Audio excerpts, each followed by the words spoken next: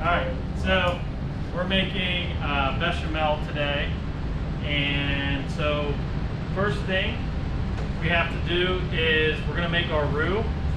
So we have our 2 ounces of butter, and we're going to let that melt in the pan, and we're going to add our 2 ounces of flour to make the roux. While that's kind of cooking down a little bit, starting to dissolve, we also have the onion piquette, which is something I'm gonna have.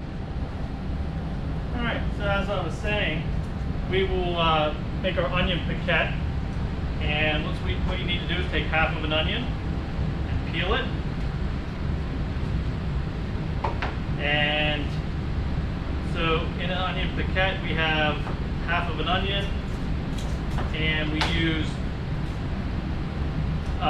we have a bay leaf and some cloves.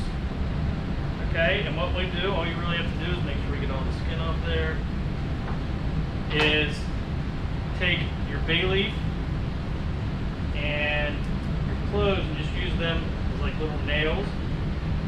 You're gonna stick that into the bay leaf, and that is going to flavor your,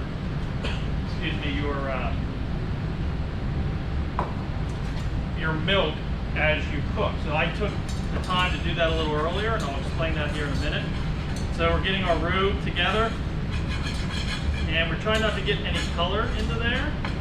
It's a little more difficult with this electric burner, but trying to just kind of get it put together in a nice paste. Let it cook for about a minute without too much color. So we're trying to make a white roux. You notice here we have our onion piquette that I just made. We let that steep for about 5 to 10 minutes in milk. I was wondering what's on top of the onion. So the onion is just an onion. Yeah, there's like something on top. It's just, well, we let it steep, so it's just a little bit of like the fat from the milk, that's all. So, what we would do, so what we did is we steeped this for a little bit to get that onion and that clove and bay leaf flavor into there, because if not, then all you really have is thickened milk, and it's kind of bland. So that's going to be pretty much the components for our bechamel. And then we want to strain it into our pan, and we'll get all that skin that we talked about, and cloves if they fell off or whatever, all that stays in there, so we don't have to worry about eating that, right? And so then we're just going to let this come up to temperature, simmer, and whisk it and stir it occasionally to make sure that the roux is not sticking to the bottom, because if it does, it's going to start to get a little color to it, and that's going to turn your nice white roux a tan or even a darker brown color, and that's not what we're looking for. So what we're going to do is we're going to let that simmer, and once it starts to thicken, then we'll go on to the next step.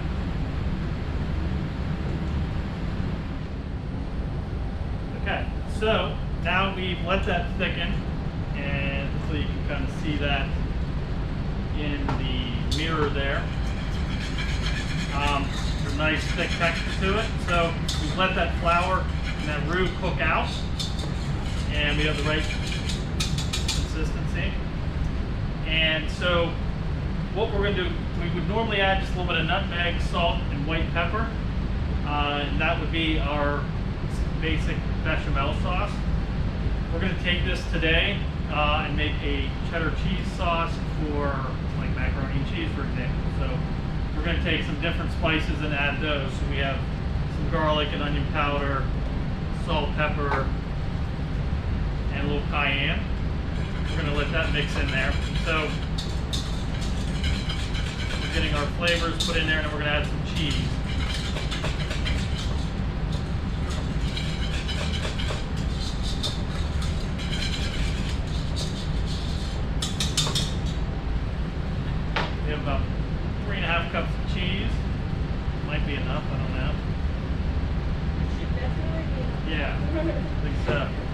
way, we'll reserve a cup for the top.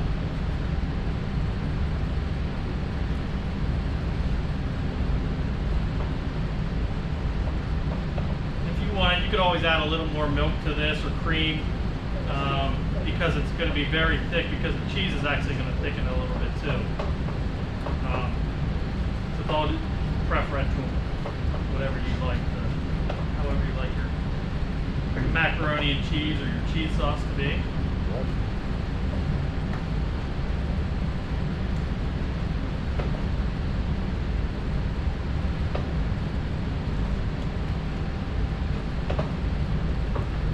So what we did is we actually have some noodles here that we cooked up earlier, and we're gonna spread this around in there, and then we're gonna put it in the oven to bake. So here we have our bechamel sauce turned into a cheddar cheese sauce for macaroni and cheese.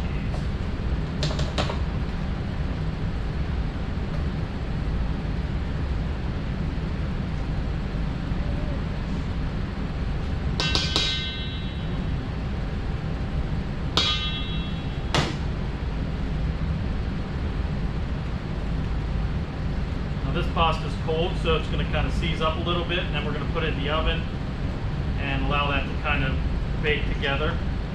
For how long are we going to put that in the oven? We'll put this in the oven for about 20 minutes at least, and then check it. So 20 to 30 minutes, so nice and golden brown. Or like I said, we'll sprinkle that cheese over top of it.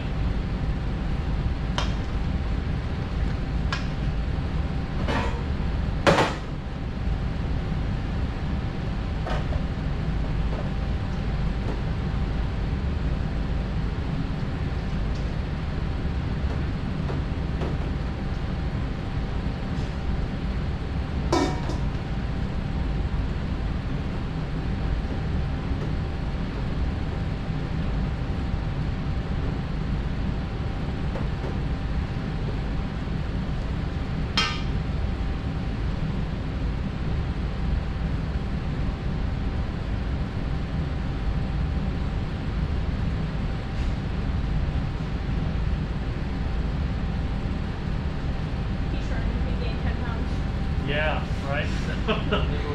It's all fat free, right? Yeah. All right, cool. So this goes to the oven 20 to